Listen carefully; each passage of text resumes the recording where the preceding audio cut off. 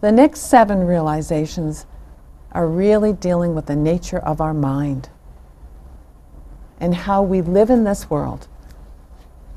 As I said last Wednesday, in the foreword of the book, it explains that Anuruddha, a very famous, very clever, intellectual monk, went to the Buddha and he says, Buddha, you've given us these rules and regulations as monks how to live. But Buddha, how do we live with the lay people? And how do the lay people react with one another? And the Buddha turned around, he says, well, here are the 8 realizations of great beings. This is the answer to Anuruddha's question.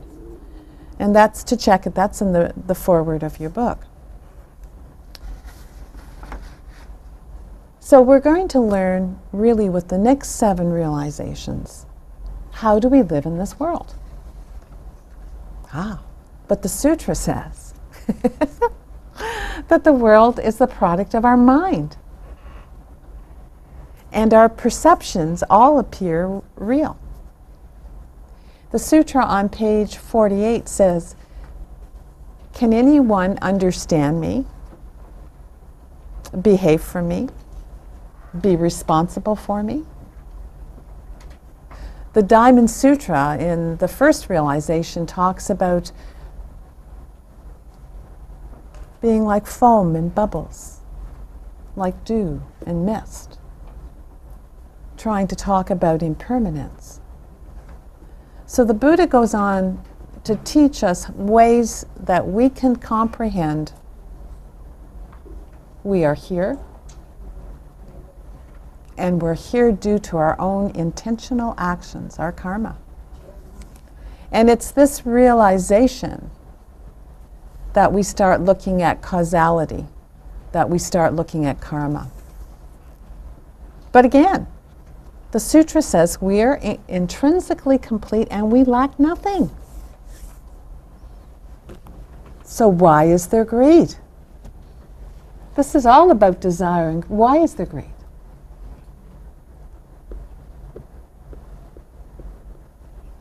Emmanuel? Brahma? Yeah. Ignorance. Yes. Yes. Anybody else? Yes. The mind can easily be attached to external things. So in the sensory world, through our 5 senses, sight, sound, taste, touch, and smell, it's a natural instinct for our minds to attach to things that we like and to try and avoid the things we don't like. Yes, thank you. Yes. So when I was preparing this class on the second realization, as I always do, I look at the dictionary and look for a definition of what greed is. Hey, let's start. The English word greed is defined as attempting to possess more than what one needs or deserves, especially at the expense of others. But we're taught as kids not to be greedy. Think about that one. Greed is an attraction to something that we think will gratify us, make us happy. Ladies, we see a new pair of shoes. They're all the rage. They're going to be the season's best. They'll go with all our new outfits. Even though we have a closet full of shoes, we must have those shoes. So we buy them and we wear them for a while. They make us happy. But soon we forget about them in the bottom of the closet with all the other pair of perfectly good shoes. And then we'll want something else. So the sutra talks not only about greed, but desire, cravings. If you look up here, the sutra also talks about lifetime after lifetime, birth and death. And I've given the 12 links of dependent origination, the cycle of birth and death. So they're there, and you can see how one leads into the other. So again, I look at desire and craving, and I look that up in the dictionary. So, what is desire? And is it different, or how is it different from craving? Anybody want to attack that one? Well, desire in the dictionary says it's a longing or a craving. And craving is a strong desire or a longing. It's a fixation. It's a healthy need. So the two are really inescapably linked. You can see that flipping back and forth. To desire is simply to want something, to want it very much. So then I started looking at desire, and especially as it is in our society, because we're talking about our world today. Oh my, and we look at the food industry. I saw a documentary, several on the food industry recently. They spend billions of dollars to produce the bliss factor. Now, the bliss factor is the right amount of fat and salt and sugar. My husband adds crunch because he likes crunch too. So with the crunch bit, I thought of a bag of potato chips. You sit down with a bag of potato chips, turn on your show that you want to watch, and you read at the back that you should only have in one sitting 10 or 15 potato chips. Now, do we get a bowl and count out 10 or 15 potatoes? No. We've got the bag there, right? And we say to ourselves, I will count each potato chip up to 10 or 15. And we do. We're really good, don't we? But then we get to number 15. It's down the hill from there. And before you know it, you stop the counting of the potato chips. And the next thing you know, the commercial's on, and 2/3 of the bag is gone. And you know, you're satisfied, but there's only 1/3 left. You can't leave 1/3 of a bag of potato chips. It's the proof. It mustn't go to waste. Oh no. So you finish them up. And what do you do with the empty bag? Yeah, you guys know. Yeah, you throw it away. You hide the evidence. But you don't put it on the top. You're way down the bottom of the garbage. You hide. Then your husband or your kids come in and say, gee, wasn't there a bag of potatoes? Oh no. What happened to it? Oh my. We lie. We ate the whole darn bag, but we don't look at how many calories. Oh dear, you just got to walk more. So to desire, but going back to this, our culture, and this is the problem here. Our culture does not attach a moral judgment to desire. In fact, desire is romanticized. It's celebrated in music and art and movies to desire. And our ad agencies know that. They figured us out, folks. They got us. So a desire for a material possession is encouraged. And not just through advertising. People who have earned wealth and the possessions that go with that wealth are held up as role models in our society. Oh my, when I was researching this, I looked at a lot of the reality TV shows. Oh my, these housewives, these Kardashians. Oh. In fact, there's an old Calvinist notion. When I read this, I went, oh, that wealth accrues to people who are worthy. And this is the way that we are conditioned to think about wealth. That desiring things isn't greedy if we think that we deserve those things. My goodness, deserve those things. Which brought me to think, what is the Buddhist perspective? I mean, this is how we're being marketed to, folks. You deserve a break today. So in your textbook on page 47 at the bottom, it says that desire springs, and it lists them all: harmful fixations, kleshas, unwholesome mental functions, defilements, impurities, obstacles, impediments, hindrances, and deceptions. That's in your book, that whole list. Deceptions because they are misleading. They're wrong views leading to wrong thoughts, to wrong actions, which is karma, folks. And the first of the links is ignorance. Roma talked to that. And this is what conditions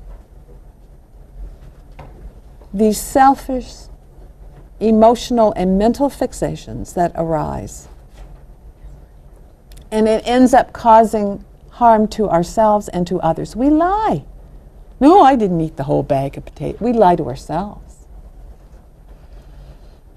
So when the conditions are right, they grow into desires. And when the conditions are not right, folks, they just lie there. Don't just wait for the right conditions of desire and greed. It is a process. And when we look at the 12 links of dependent origination, we see the process. To desire, to want passionately is a hindrance. It's a poison, regardless if someone deserves a thing or not. In Buddhism, there are 5 hindrances. The greed and desire are built on or based on sensual desires, the first one. And all of us have experienced how sensual desire can turn to anger, to sloth, restlessness, and doubt. These are the 5 hindrances: lust, ill will, sloth or torpor, restlessness or remorse or doubt and worry. Those are your 5 hindrances. They're in your book. All of us have experienced how sensual desire turns to anger. And you know what? Your mind gets so possessed with it. When you're in the middle of an angry event, you can't think outside of it. You're just like on autopilot, just going through it. And just think of what you're creating when you do that, when you're so possessed. You've seen people like that. They kill other people, they steal, they're in a rage.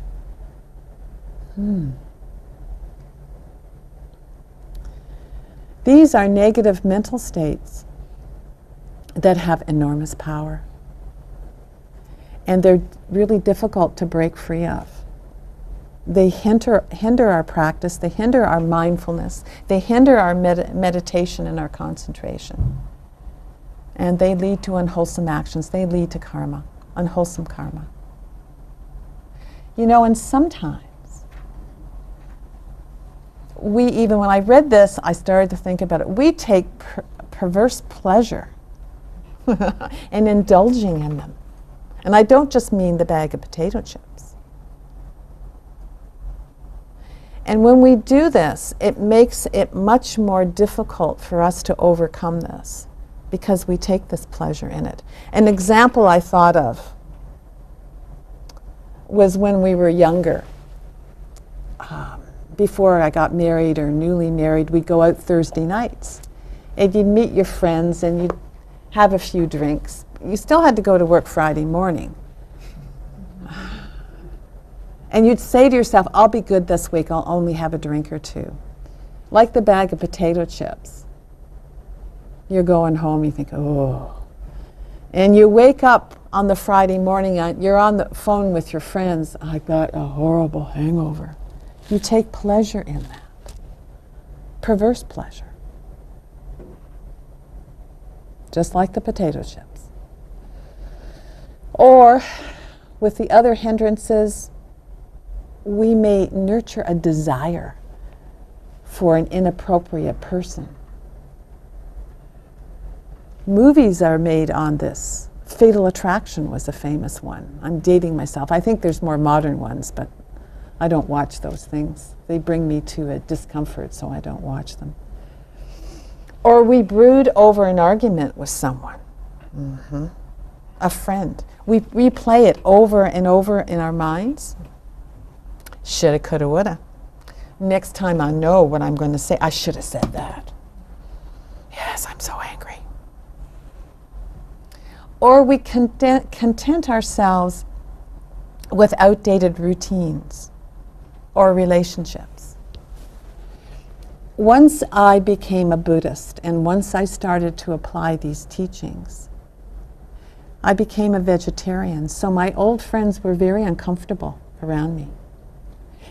And I wouldn't drink, and this really caused them to be very stressed because they wanted me to be just like the way I used to be, but I changed. So those friendships had to go.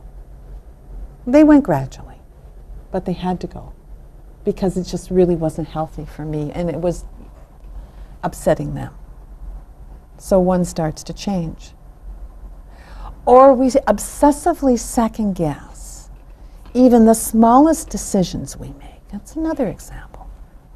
Been like that? You go through all the process, you're going to spend some money, it's a big purchase, and you look and you compare. And this is a good decision. And then you second guess that decision for a long time. Or have you seen others treat other people with contempt? I certainly have. And it's to raise themselves above the other people, to gratify themselves at the expense of someone else. I've seen this with superiors at work. Well, they'll put down an employee and they walk around. Huh. Or we allow ourselves to be consumed with our doubts. We doubt ourselves rather than actually sitting down and doing the work to resolve these issues. Now, the book in the sutra says that healthy desire is reasonable. It doesn't preoccupy us or distract us. But it's when this desire becomes excessive, it causes us to strain our health. We see this. We see this with all the addictions. It impairs our concentration. Any addiction you cannot concentrate. You get possessed by it. It'll bring you to anger, maybe to envy. And like the potato chips, we lie to ourselves, we lie to others. The people that have drinking or gambling addictions, or even sexual addictions, lie all the time. And it just breaks everything wide apart. So in your book, and as we see by the fifth link, that our desires are based on our sights, our sounds, our smells, tastes and touch. These are our senses. And as seen here, once the mind and body comes into being, then we have our senses and they rise.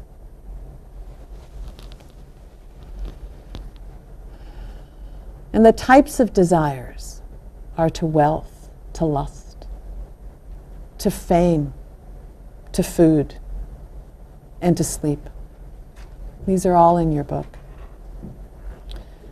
These are harmful. They're not pleasurable. They're short-lived. They're only momentary. They're impermanent, just like this.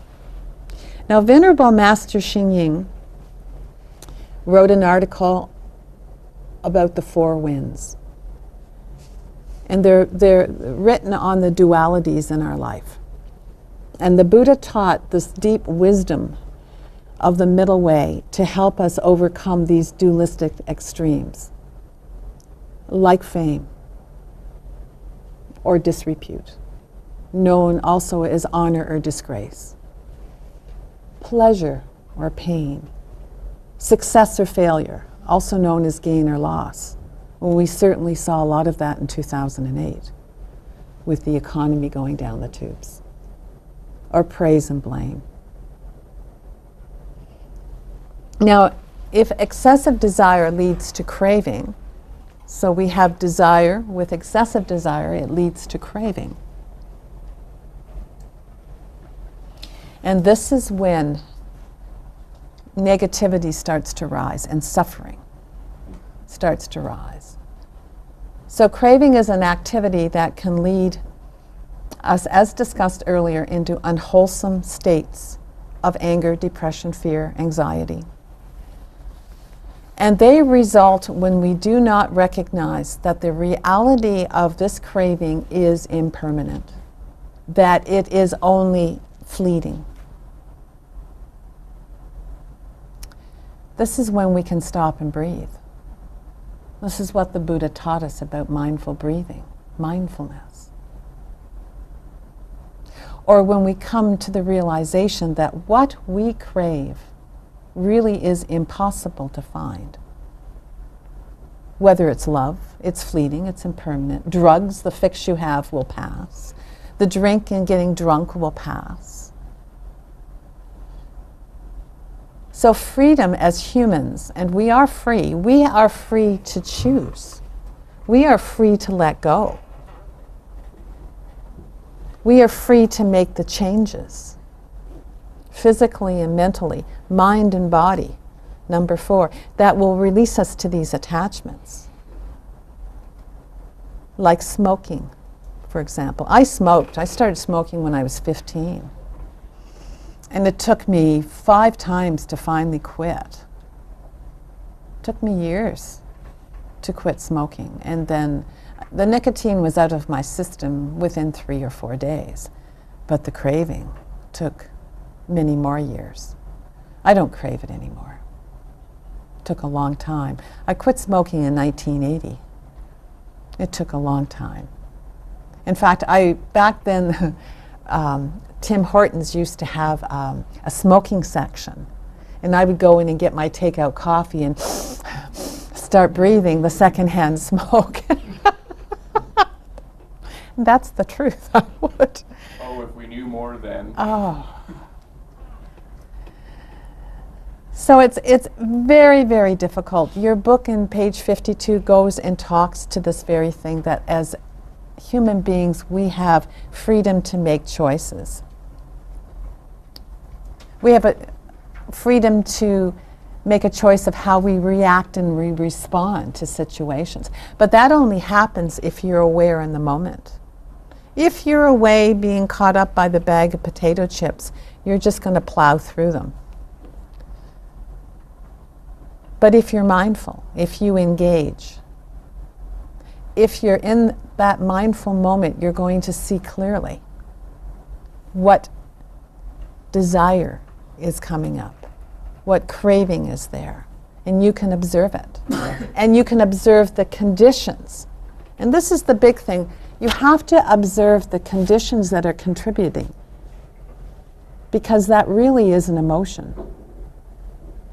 And we spoke in the first realization about the 5 skandhas, about feelings, about perceptions. But you have to look at those emotions first of all. And what is further down below the emotions and the desires are our feelings. And we have to look at the conditions that are giving life to those emotions and look at where they're coming from. And then through mindfulness and meditation, we go further down. If you can see the desire, you can see the emotion, then you have to get down and see the cause of the feelings. It's not easy, folks. But the Buddha gave us this all to find out. So, because we're humans and we can see this, we can look at desire creatively, and we can redirect it as something that's desirably positive. It can lead to a positive action. We can shape our desires. They can be inspirations, they can be goals, or they can be wants. To desire, to want something is not negative. If we build it on the law of causality and impermanence, these can play really positive roles in our life. It is a desirability can be a positive quality worth seeking and wanting to do, to help others. I read this one question in my research. It said, would Siddhartha have worked so long and so hard to find the answer to human suffering if he hadn't seen a desirable outcome? Yeah. When I read that question, I went, oh, that's good. So desirability, when it's put to a positive spin, is the aspiration to make things better. The initiative to make good things happen. And you're doing that when you take what you learn here and you start to apply it to yourself. Living in this world, how do you take these teachings and apply it to your day-to-day life, to your interaction with other people?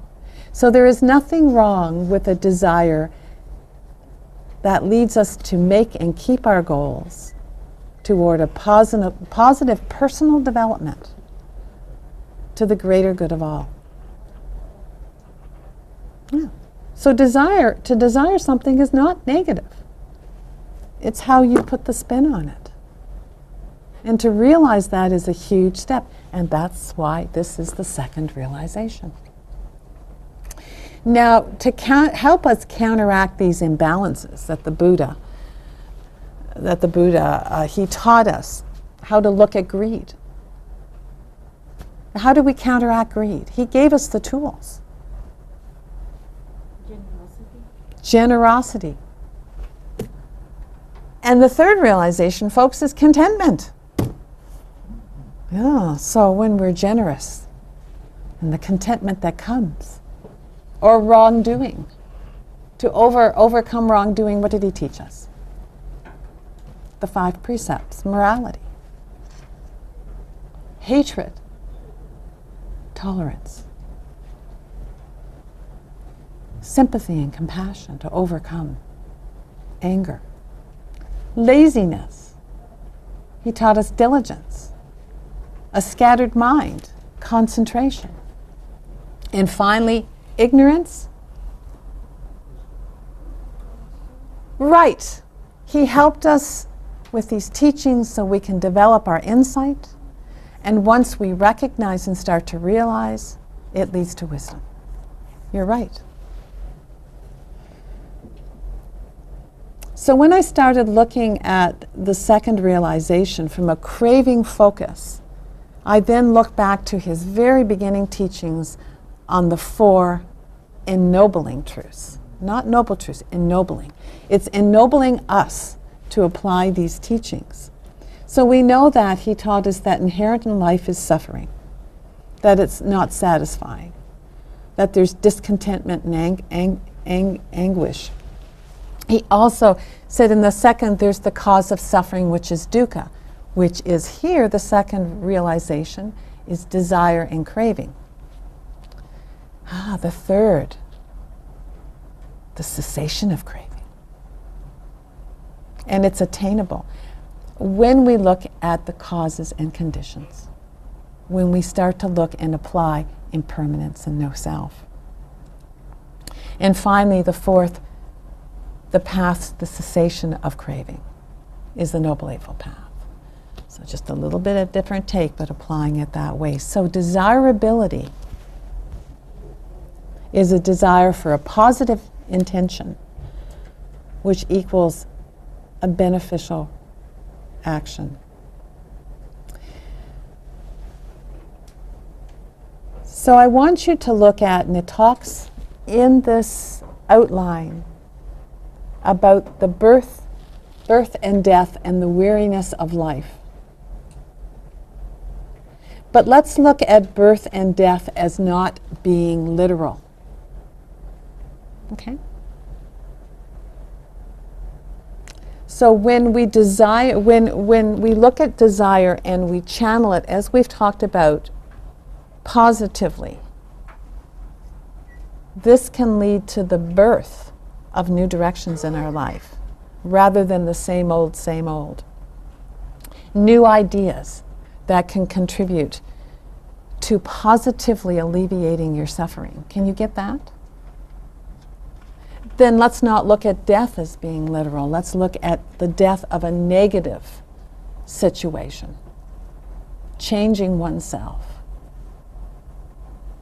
can happen when we recognize craving and we positively redirect it to beneficial choices and actions.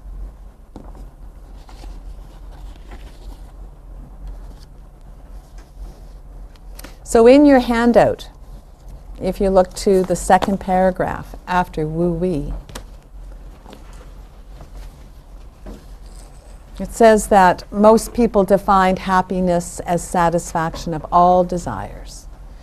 And then it lists the 5 desires and the 4 types that we've discussed here. Now, I do want to point out, I have a story listed there under Please Consider the Following, page 60 to 61. That was the old book. In the new book, it's actually, the story is page 55 to 56, about letting go. It's There is a story on page 60 and 61. It's not a bad story. I know, and it's not the right story. Now, Scott and I talked on Wednesday, and I don't know if you guys know, but I'm going to tell you anyways, that Scott is a police officer. And I asked him, not putting him on the spot, but if he could reflect about some of the situations that he has encountered that goes to this very second realization. Well, I can, yeah. I know, it's a I huge... think the easiest one, and actually it explains a lot, is, and it almost summarizes what Jen has been talking about, is that, like, I look at a lot of the crimes and criminals, addiction is something that actually fuels them. And I look at that, especially drug addiction, and it's funny because once they're drug addicted, I was actually thinking about this the last couple of days. Like I think some drug addicts, actually a lot of crack addicts to me, and methamphetamine and heroin addicts to me look like hungry ghosts. I don't know what a hungry ghost looks like, but when I imagine it, and I actually met a guy who, so I think addiction is a huge thing that falls in line with the second realization. But I've also met a guy that was addicted very heavily to crack cocaine, who's not addicted anymore, who went to rehab for over a year, and he now works at a rehabilitation center. He was a criminal, he was a gang member, and now he's a teacher and he helps people. So it just talks about what you were just finishing off with, that, you know, he's almost, that's why I talk about, when you talk about the death of a negative, like his desires and craving led him down almost to the bottom, and then when he changed, and I don't know what caused him to change, but there was the death of that addiction, and now he's The birth of a whole new life. he's almost like a Buddha. So I mean, it's almost. I look at what Jan had said, and that almost even your other talk on Wednesday, I started thinking about, because there was some questions from the class, some actual challenging questions about rebirth and how can you prove it and things like that. And I thought, well, why don't we start with what Jen and with what Shifu talks about all the time, is this life, moment to moment. And I think that I've witnessed rebirth. I've probably rebirthed myself in this lifetime, from good to bad things, and I think we do it all the time. And I think I witnessed that with that one drug addict who was a criminal, who was doing everything against the 5 precepts, and now he's Yep. a total opposite. So I think in my job, I could spend hours and hours talking about how craving and desire can lead you to do horrible things. But I think that just addiction is one example, and then getting out of it is an example of rebirth. And you know, we see it, not that I want to reinforce this situation, because we see it in the news. In fact, the news seems to crave it. But Ford is an example, Mayor Ford. And you know something, honestly, I know him. 15 years ago, my husband was in the same Rotary Club with the Fords. He wasn't like that at all. He didn't take a drink. And it's just, it's sad. I worked in the Emerge department of the Addiction Research Foundation in the late 60s, early 70s, when it was crazy. And just going to exactly what Scott is talking about, one of our counselors was a young girl who had been, and again, we talk about conditions in life. She had been terribly abused as a very young child, which led her onto the streets as a prostitute, which led to drugs, which led to an early pregnancy, and then led to cancer. This girl was like 17. Like, here she'd had a whole lifetime in this very short period of time. And she came into our facility and we got her fixed up. She cleaned up. And she became one of the best advocates because of what she had lived a whole lifetime in 17 years. I had never seen so much suffering. I think even if you realize that the maximum growth, self-growth that takes place is when you're down in the dumps, because the only way to go is up. And if you keep that in mind, that even the suffering, the desires that you have, the greed, rather than look at it very negatively, it's just going to, it's an opportunity for growth. If you see it that way all the time, I think you can turn the negative into positive.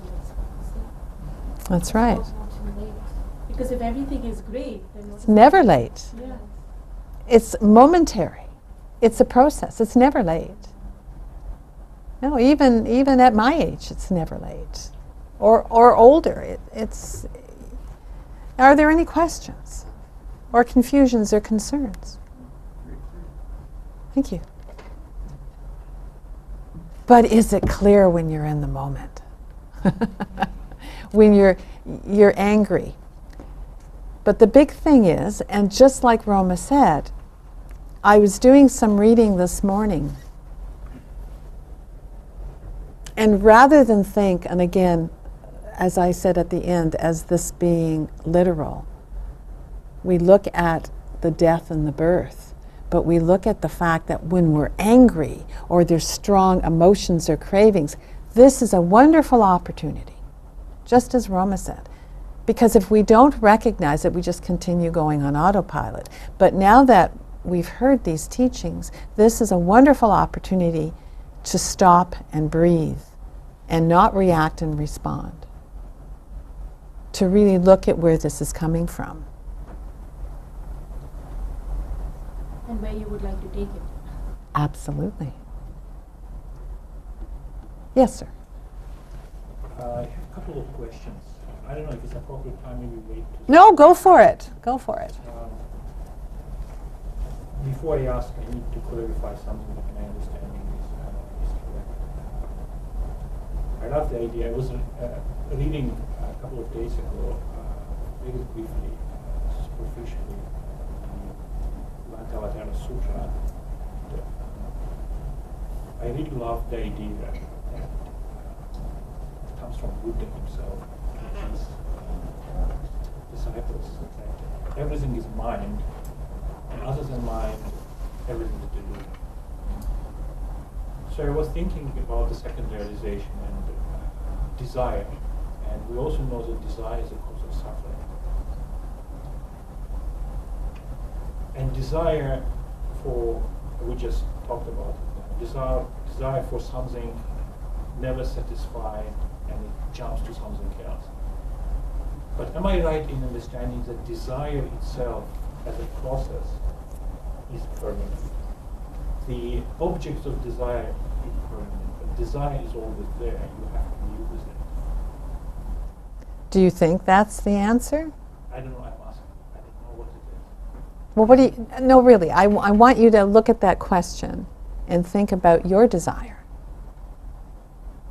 And look at, like, everything is a cycle. And as Roma said, the highs and the lows, the increasing and the decreasing. And just by the virtue of that, you see that it's not always there. It's not always consistent. Where it seems to be permanent is when you start to deal with it. Once you're no longer ignorant, once you're aware of this, then it seems to be always there. And it leads to a question, actually. Comparing us humans to animals, for example. And my best example, because I was watching those guys in my previous experiences, the wolf packs. I believe these are the most intelligent animals, very close to us. Some say the brains and the intelligence is like 8-year-olds, 10-year-olds, kids, at that kind of comparison. So when you look at the wolf pack, especially the leader, you see there are a lot of desire to protect the family, because there's a family animals, they take care of their spouses, of their kids, desire for the pack as a reflection of society, desire to protect the territory, desire to fight for anyone who will go against them in their territory. Greed, probably, you can actually do it. So most of the elements that we have are there. The only thing that's missing is actually what we discussed. They are led by certain desires, like say software is perfectly created, but they're not in control of the desires. They cannot decide to shift desire from one thing to another thing. And we human beings, you just said today, we can move the desire towards something positive or negative. So my question is, who or what is in a human being that can control it? And it's missing in an animal. Well, part, The frontal yes. lobe. Exactly. It makes It us is, all it over. is the Buddha nature. But we don't see that because there's all the delusions, the attachments, all this stuff is covering it up. It's like having filters through your eyes that you can't see clearly. In Buddhist texts, they talk about dust on a mirror, that these are, it's like the dust, and we try to wipe away the dust. And as human beings, we have the opportunity. We have the brain capacity. We have the innate, wonderful ability that we are intrinsically complete. We lack nothing, as it says in the sutra. And we have to start taking away that dust in all those levels and start letting the natural compassion, the loving kindness, the equanimity, all these, the patience, it's all there. But it's all covered up with the desires and the craving and the attachments. If we take a look at the 12 links, you see with the mental formations and the consciousness, once the mind and body is there with the 6 sense organs, once we come in contact with an object, oh boy, now we're in trouble. Then the feelings come up, whether they're negative, whether they're positive, whether they're neutral, they come up, and we like the feelings. It feels good. Or it doesn't feel good, we let it go or we bury it. And once we have those feelings, I use the example of chocolate cake all the time. I use the example on Wednesday of my 2-year-old granddaughter's birthday. And her mother made her this chocolate cake. Have you seen them all with little individual cupcakes, so you don't have to cut it? So you end up with looks like one big cake, but it's all these cupcakes. So I walked in the house and I went, yum, we're having chocolate cake. I could smell it because it had already come to my consciousness. I had had that experience before, but she was happy playing with her brother. She hadn't had that chocolate cake experience yet. But once she got that cupcake in front of her, and I sat there, I really watched her. This was her first introduction to chocolate cake and chocolate icing. And you could see her with the fork. Oh, it sponged back. I mean, she's playing around. This is, hello.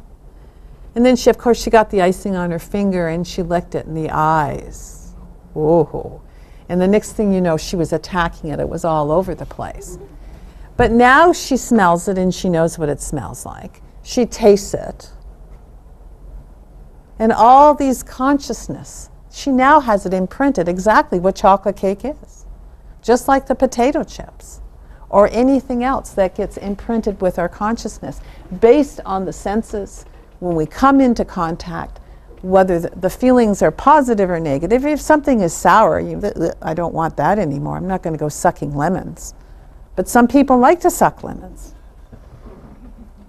And then you start to desire. You smell that chocolate cake or that bag of potato chips. You know what it's like when you open a bag? Oh boy.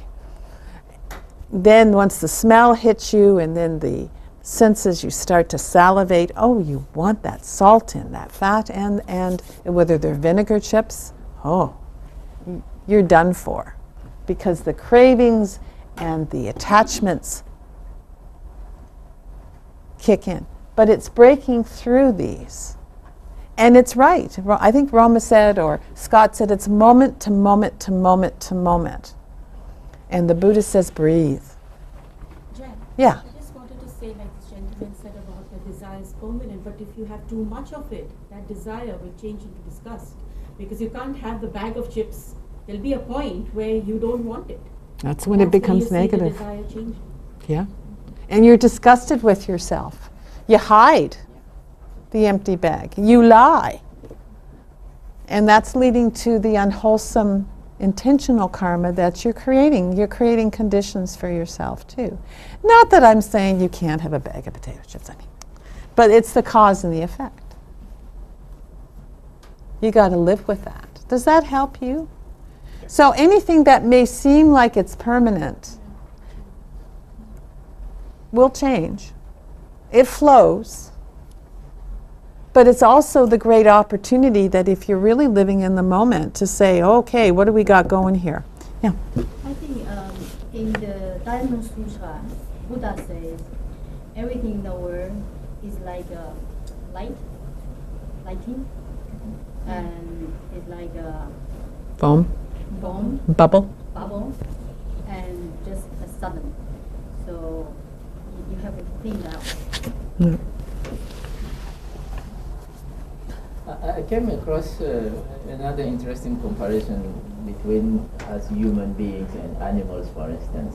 And it said that in Western psychology, they generally said that the mind does three things.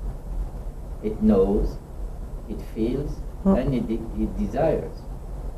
But when you look at these three attributes, this is common to both human and animals. Mm-hmm. So, sorry? Humans are animals. That's right. Humans are animals. So now you leave to the question of what then differentiates animals as us humans and the other animals. And Sheila alluded to the Buddha nature. And in fact, if you look at the three attributes of the mind, saying that it knows, it feels, and it desires, but the mind doesn't understand.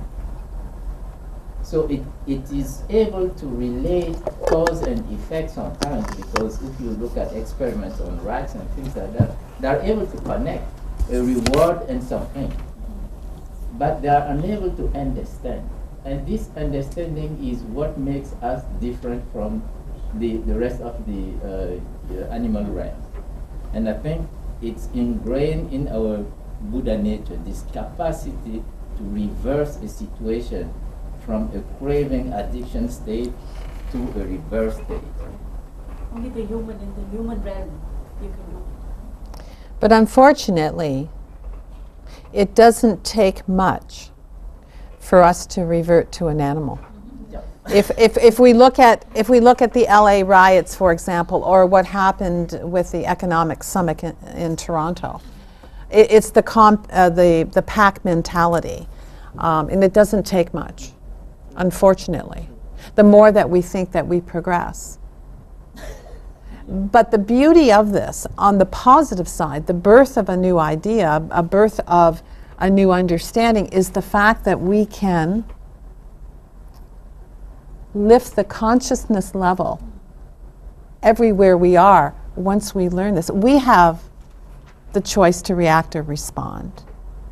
And in so doing, you're creating conditions that change in your own life, in your dealings at work. Mm-hmm. I think what Imani is saying is with human, if you develop the wisdom to learn That's right. with animals, we all, according to Buddha, we all have the Buddha nature. All life forms have Buddha nature. It's just, as human, we have the chance, because we have this body, well, it's good and bad because of this body, but the body gives us an opportunity to learn and to develop our wisdom, to do better. That's right. And make the right decision by animals. That's right. In the development of our brain as an organ has shown that the surface of the brain is what they call the gray matter region. And this is where our intelligence and all the sophisticated thoughts, feelings, and associations come into play. And on top of that, the frontal lobe part of the brain is essentially in our development the last part of the brain that fully develops because it's the most sophisticated. It's where our thoughts and feelings come from, and especially our intellectual thoughts and our philosophies of life and things. And it's interesting how the deeper you get into the brain, the more it associates itself with our habits and our instincts, especially when it gets to the deepest parts of the brain where it goes to the emotional centers and then deeper still into all the things that we've had with us since before we were humans. Yeah, and it's just the stuff on the outside of the brain that's the most well developed and is pretty much the part of the brain that pretty much distinguishes us from the animals. Okay, so with your handout, thanks Ryan. So with your handout, if you look, there's 3 areas for discussion if you wish. There's the story on page 55 to 56 about letting go. And then there's this wonderful little submission from Wee Woo Wee, who is a gentleman, an English scholar, very well known in Buddhism. He's written many things. He says, "Who is there to suffer? Only an object can suffer. I am not an object. No object can I be. And there is no I in object, nor I in subject. Therefore, I cannot suffer." So that is one thing. Or the second page is to look at the trap of consumerism, which may just take quite a bit of time looking at the way that things are. And the response to that is, of course, right livelihood in the middle way. So just break off into groups and you can discuss them all or anyone that kind of applies to you, especially the little quote from Wee Woo Wee. That really goes to the very heart of the first realization, no self and impermanence.